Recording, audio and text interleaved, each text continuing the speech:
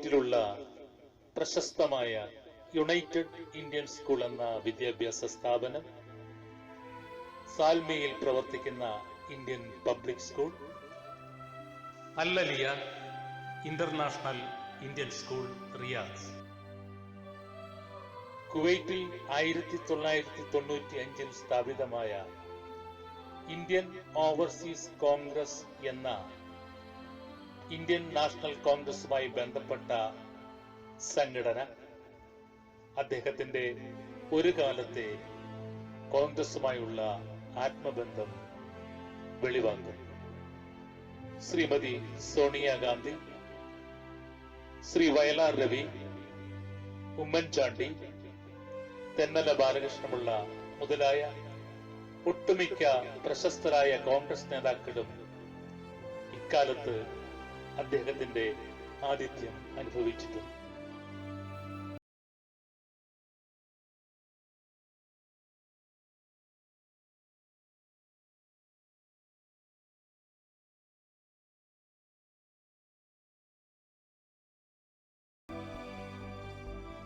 Youth കോറസുമായുള്ള അദ്ദേഹത്തിന്റെ ബന്ധം കുവൈറ്റിൽ പ്രസിദ്ധമാണ്.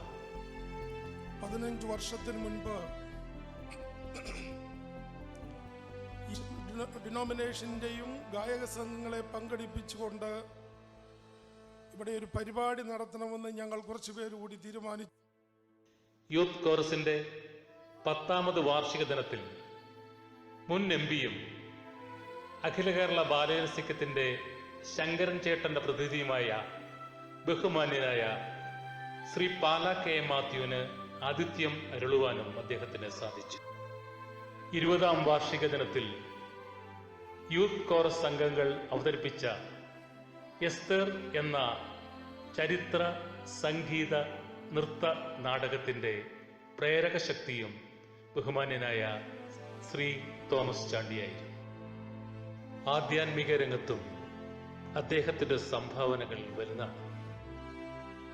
നിത്യജീവന്റെ അവകാശം നഷ്ടപ്പെട്ട മനുഷ്യവർഗത്തെ അവന് നിത്യജീവൻ നൽകി രക്ഷിക്കുന്നതിന് വേണ്ടി സർവശക്തനായ ദൈവത്തിന്റെ പുത്രനെ ലോകത്തിലേക്ക് അയക്കാൻ തീരുമാനിച്ചപ്പോൾ ദൈവം അതിനുവേണ്ടി ഒരു ജാതിയെ ഒരുക്കിയെടുത്തു. സഭകൾ തമ്മിലുള്ള അനുരഞ്ജനത്തിന്റെ ഒരു വേദി കുവൈറ്റിൽ പ്രാവർത്തികമാക്കുക എന്നുള്ളത് അദ്ദേഹത്തിന്റെ ഒരു ദർശനമായിരുന്നു. അതിന്റെ പ്രതിഫലനമാണ് യൂത്ത് കോറസ് എന്ന ഗായക സംഘം. അദ്ദേഹം കുവൈറ്റ് ടൗൺ മലയാളി കോൺഗ്രിഗേഷന്റെ സെക്രട്ടറിയായും സേവനം അനുഷ്ഠിച്ചിരുന്നു. കുട്ടനാട്ടിലെ ചേന്നങ്കേരി കളത്തിപ്പറമ്പിൽ ശ്രീ VC തോമസിന്റെയും ശ്രീമതി ഏലിയാമ്മ തോമസിന്റെയും മകനായി 1947 ഒക്ടോബർ 29 അദ്ദേഹം ജനിച്ചു. സഹധർമ്മിണി Shrimati Mercy Chandy, Shrimati Betty Leni, doctor Toby Chandy, Shrimati Tessy Joel എന്നിവർ മക്കളാണ്. ഈ ലോകത്തിൽ അദ്ദേഹത്തിന്റെ പദവിന്യാസം നിലച്ചെങ്കിലും ആ ചേതനയുണർത്തിയ ചലനാത്മകത, ദർശനം, പ്രകാശം അത് അനേകായിരം ഹൃദയങ്ങളിൽ ഒരു കെടാവിളക്കായി ഇന്നും എന്നും ജ്വലിക്കും. ഈ കൂടാരത്തിൽ ഒത്തൊരുമിച്ചിരിക്കുന്ന വിശ്വാസ സമൂഹത്തിന്റെ സ്നേഹാഞ്ജലി.